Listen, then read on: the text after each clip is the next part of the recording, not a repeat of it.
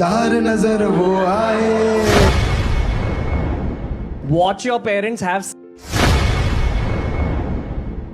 हम इसकी निंदा करते हैं, ऐसी चीजों को सहन नहीं किया जा सकता। फ्रीडम ऑफ एक्सप्रेशन यानी कि अभिव्यक्ति की आजादी।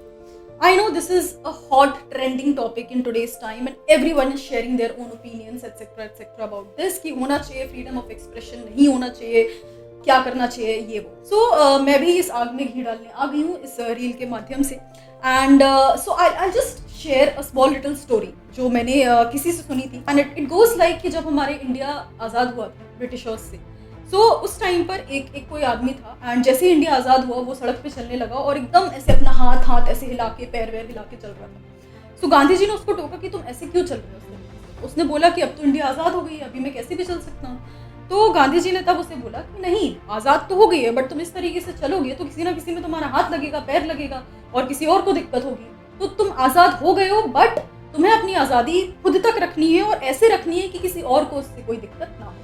So coming back to the point, in my opinion, freedom of expression is a fundamental right, and it should, like, everyone has the right to express what they feel and to have their own opinions.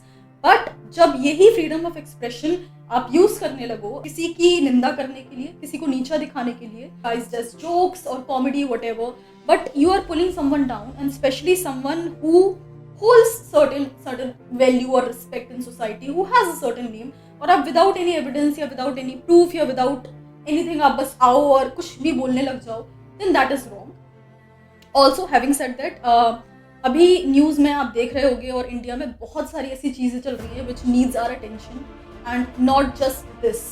So that is also one more thing, one last thing is that I feel कि जैसा कि हम news में देखते हैं और कुछ भी ऐसे नेगेटिव होता है और एकदम से वायरल हो जाए, तो instead of focusing on all those negative things, making it a national news, making it viral, why don't we try and focus on the positive things that are also occurring in the society but nobody is talking about it. People love to talk about the negative, people love to talk about everything that is going wrong in the society. Much rather you can also talk about the good things, people doing like really good stuff for each other.